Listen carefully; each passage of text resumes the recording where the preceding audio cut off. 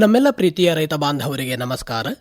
ಇಂದಿನ ಕೃಷಿರಂಗ ಕಿಸಾನ್ ವಾಣಿ ಕಾರ್ಯಕ್ರಮಕ್ಕೆ ಪ್ರೀತಿಯ ಸ್ವಾಗತ. ಇಂದಿನ ಈ ಕಾರ್ಯಕ್ರಮದಲ್ಲಿ ಮಳೆ ಕೊರತೆಯ ಸಂದರ್ಭದಲ್ಲಿ ಕಾಫಿ ತೋಟಗಳ ನಿರ್ವಹಣೆ ಈ ಕುರಿತಂತೆ ಆಲೂರು ತಾಲೂಕಿನ ಹೊಂಕರವಳ್ಳಿಯ ಪ್ರಗತಿಪರ ಕಾಫಿ ಬೆಳೆಗಾರರಾದ ಎಚ್ ಧರ್ಮರಾಜ್ ಅವರೊಂದಿಗಿನ ಸಂದರ್ಶನವನ್ನು ಕೇಳೋಣ. ಆತ್ಮೀಯ ಕೇಳುಗರೆ, ತಮ್ಮೆಲ್ಲರಿಗೂ ನಮಸ್ಕಾರ. ಇವತ್ತಿನ ಕಾರ್ಯಕ್ರಮಕ್ಕೆ ಸ್ವಾಗತ. ಇವತ್ತಿನ ಸಂಚಿಕೆಯಲ್ಲಿ ಎಲ್ನಿನೋ ಕಾರಣದಿಂದಾಗಿ ಮಳೆ ಕೊರತೆಯಾಗಿರ್ತಕ್ಕಂಥ ಸಂದರ್ಭದಲ್ಲಿ ಈ ಕಾಫಿ ತೋಟಗಳನ್ನು ಹೇಗೆ ನಿರ್ವಹಣೆಯನ್ನು ಮಾಡಬೇಕು ಅನ್ನುವಂಥ ವಿಚಾರಗಳನ್ನು ಪ್ರಸ್ತಾಪವನ್ನು ಮಾಡ್ತಾ ಇದ್ದೇವೆ. ಎಲ್ನಿನೋ ಪರಿಣಾಮ ಅನ್ನುವಂಥದ್ದು ಈ ವರ್ಷ ಮೊದಲನೆಯದ್ದೇನಲ್ಲ. ಈ ಹಿಂದೆನೂ ಕೂಡ ಸಾಕಷ್ಟು ಮಳೆ ಕೊರತೆ ಹಾಗೂ ಬರದಂತಹ ಪರಿಸ್ಥಿತಿಯನ್ನು ಕಾಫಿ ಬೆಳೆಗಾರರು ಎದುರಿಸಿದ್ದಾರೆ. ಈ ಎಲ್ನಿನೋ ಪರಿಸ್ಥಿತಿಯಲ್ಲಿ ಅಥವಾ ಮಳೆ ಕೊರತೆಯಾದಂತಹ ಸಂದರ್ಭದಲ್ಲಿ ನಮ್ಮ ವಾತಾವರಣ ಹೇಗಿರುತ್ತೆ, ತೋಟದ ಪರಿಸ್ಥಿತಿ ಹೇಗಿರುತ್ತೆ, ಈ ಸಂದರ್ಭದಲ್ಲಿ ನಮ್ಮ ತೋಟದಲ್ಲಿ ಇರುವಂತಹ ಬೆಳೆಯನ್ನು ನಾವು ಹೇಗೆ ನೋಡಿಕೊಳ್ಳಬೇಕು ಅನ್ನುವಂಥದ್ದು ಒಂದು. ಎರಡನೇದಾಗಿ ಈ ಥರದ ಎಲ್ನಿನೋ ಸಂದರ್ಭಗಳಲ್ಲಿ ನಮ್ಮ ಬೆಳೆಗಾರರ ಅನುಭವಗಳು ಹೇಗಿತ್ತು ಅನ್ನುವಂಥದ್ದನ್ನು ಕೂಡ ಇವತ್ತು ನಾವು ಪ್ರಸ್ತಾಪವನ್ನು ಮಾಡ್ತಾ ಇದ್ದೇವೆ. ಹೆಚ್ಚಿನ ಮಾಹಿತಿಯನ್ನು ಮಾಡಿಕೊಡ್ಲಿಕ್ಕಾಗಿ ಇವತ್ತು ನಮ್ಮೊಂದಿಗೆ ಇದ್ದಾರೆ ಆಲೂರು ತಾಲೂಕು ಹೊಂಕರವಳ್ಳಿಯ ಎಚ್ ಧರ್ಮರಾಜ್ ಅವರು ಪ್ರಗತಿಪರ ಬೆಳೆಗಾರರು. ಬೆಳೆಗೆ ಸಂಬಂಧಪಟ್ಟ ಹಾಗೆ ನಮ್ಮ ರೈತರ ಮಟ್ಟದಲ್ಲಿ ವಿಭಿನ್ನವಾದಂತಹ ಪ್ರಯೋಗಗಳನ್ನು ಮಾಡಿ ಯಶಸ್ಸನ್ನು ಕಂಡಂಥವರು, ಈಗಲೂ ಕೂಡ ಪ್ರಯೋಗಶೀಲರಾಗಿರ್ತಕ್ಕಂಥವರು. ಎಲ್ನಿನೋ ಸಂದರ್ಭದಲ್ಲಿ ತೋಟಗಳ ನಿರ್ವಹಣೆಯನ್ನು ಹೇಗೆ ಮಾಡಬೇಕು ಅನ್ನುವಂಥದ್ದನ್ನು ಈಗ ಅವರಿಂದ ನಾವು ಕೇಳಿ ತಿಳಿದುಕೊಳ್ಳೋಣ. ಇವತ್ತಿನ ಈ ಒಂದು ಸಂದರ್ಭದಲ್ಲಿ ಮಳೆ ಕೊರತೆಯಾಗಿದೆ ಅನ್ನುವಂಥದ್ದನ್ನು ವೈಜ್ಞಾನಿಕ ಅಂಶಗಳು ಕೂಡ ದೃಢಪಡಿಸ್ತಾ ಇದ್ದಾವೆ, ನಾವು ಅನುಭವಿಸ್ತಾ ಇದ್ದೇವೆ. ಈ ಮಳೆ ಕೊರತೆಯ ಸಂದರ್ಭದಲ್ಲಿ ತೋಟಗಳ ಪರಿಸ್ಥಿತಿ ಹೇಗಿರುತ್ತೆ ಸರ್? ನಮಸ್ಕಾರ ಸರ್. ಕೃಷಿ ಅಂತ ಅಂದರೆ ಒಂದಷ್ಟು ನಾವು ಭಾಳ ತೀವ್ರವಾಗಿ ನಾವು ತೊಡಗಿಸ್ಕೋಬೇಕು. ನಮ್ಮ ವೃತ್ತಿನೇ ಅದಾಗಿರೋದ್ರಿಂದ ಅದ್ರ ಬಗ್ಗೆ ನಾವು ಹೆಚ್ಚು ಒತ್ತು ಕೊಟ್ಟು ಕೆಲಸ ಮಾಡಬೇಕಾಗತ್ತೆ. ಎಲ್ಲ ಕೆಲಸದಲ್ಲೂ ಪ್ರತಿಯೊಂದರಲ್ಲೂ ನಮಗೆ ಚಾಲೆಂಜಿಂಗ್ ಇರುತ್ತೆ. ಲೇಬರ್ ಶಾರ್ಟೇಜ್ ಇರ್ಬೋದು, ಸ್ಕಿಲ್ ಲೇಬರ್ ಇಲ್ಲದೆ ಇರೋದಿರ್ಬೋದು. ಈ ಥರದ ಮಧ್ಯದಲ್ಲಿ ನಮಗೆ ಪ್ರಕೃತಿ ಏರುಪೇರನ್ನು ನಾವು ಎದುರಿಸ್ಬೇಕಾಗತ್ತೆ. ಅದನ್ನು ನಾವು ಅರ್ಥ ಮಾಡಿಕೊಂಡು ಕೃಷಿ ಮಾಡಬೇಕಾಗತ್ತೆ. ಅದನ್ನು ನಾವು ಸಕ್ಸಸ್ಫುಲ್ಲಾಗಿ ಮತ್ತು ಲಾಭದಾಯಕವಾಗಿ ಮಾಡೋದು ಹೇಗೆ ಅಂಥೇಳಿ, ಯಾಕಂದರೆ ಸಾಕಷ್ಟು ವರ್ಷದಿಂದ ಮಾಡ್ಕೊಂಡು ಬಂದಿರ್ತೀವಿ ನಾವು. ಅದರಲ್ಲಿ ಲಾನಿನೋ ಎಲ್ನಿನೋ ಸೈಂಟಿಫಿಕ್ ನೇಮ್ ಇತ್ತೀಚೆಗೆ ನಮಗೆ ಕೇಳಿ ಬರ್ತಾ ಇದೆ. ಬಟ್ ನಾವೇನು ಅಂದರೆ ಅಧಿಕ ಮಳೆ ಅಥವಾ ಬರಗಾಲ ಈ ಥರದನ್ನು ಎಲ್ಲರೂ ನಾವು ನೋಡ್ಕೊಂಡು ಬಂದಿದ್ದೀವಿ ಹಿಂದಿಂದ.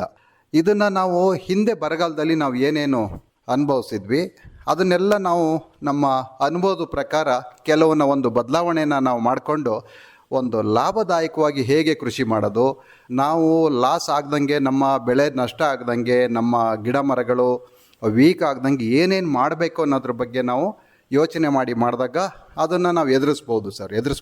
ಎದುರಿಸ್ಬೋದು. ಈ ಮಳೆನೇ ಬರಲಿಲ್ಲ ಅಂತ ಹೇಳಿದರೆ ಅದಕ್ಕೆ ಬರ ಅಂತ ಹೇಳಿ ಒಂದು ಹೆಸರಿಟ್ಬಿಡ್ತೀವಿ ಸರ್. ಈ ಸರಿ ಪರಿಸ್ಥಿತಿ ಹಂಗಿಲ್ಲ. ಮಳೆ ಕೊರತೆ ಅನ್ನೋ ಅಂಥದ್ದು ನಮಗೆ ಕಾಡ್ತಾ ಇದೆ. ಈ ಮಳೆ ಕೊರತೆ ಕಾಫಿ ಬೆಳೆಗಾರರಿಗೆ ವರವೋ ಶಾಪುವ? ಸರ್, ತುಂಬ ಕಂಫರ್ಟಬಲ್ ಅಂತ ಹೇಳಲ್ಲ ನಾನು.